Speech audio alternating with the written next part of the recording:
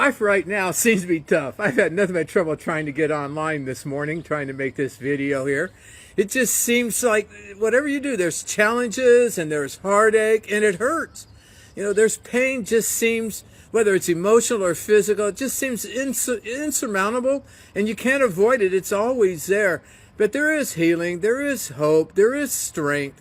You know, the night before Jesus was crucified, he went to the garden to pray. He knew he was going to face torture. He's going to face death. And he's going to face all that. And he really didn't want to go through that. So he asked God, is there something else we could do?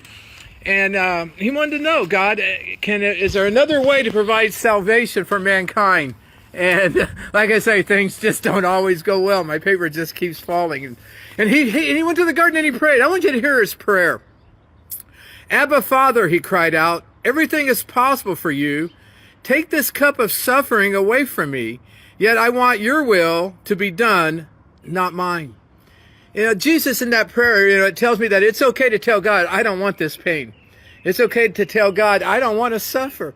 It's okay. But that prayer also tells us three things to think about when we pray. The first thing, we need to affirm God's power. He came to God and he approached him. God is all powerful. You know what? God could take that pain away. God could eliminate that pain from our lives. And he has the power to do that. Nothing's impossible for God. And it's okay to ask God to take that pain away. But affirming he has the power, affirming who God is where Jesus began. The second thing he did, he humbly asked, God, please take this cup away from me. It's God, I don't want to go through this suffering. God, I don't want this hurt. I don't want this.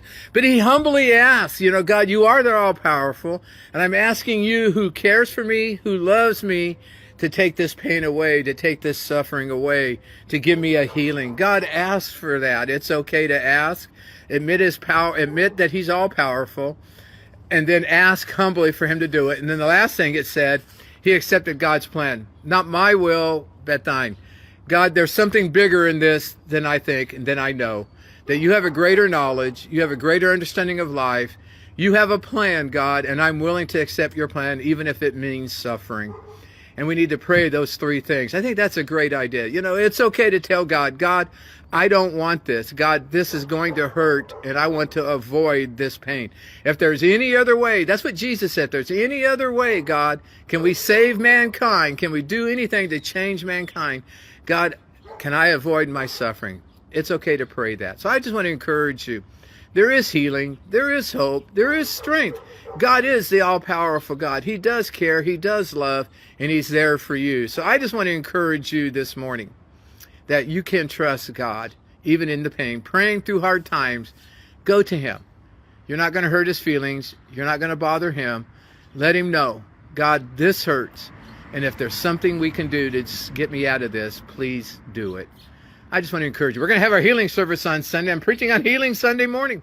So I just want to encourage you. God is big. He can be there for you, even in your suffering. God bless you. See you Sunday. Do love you too.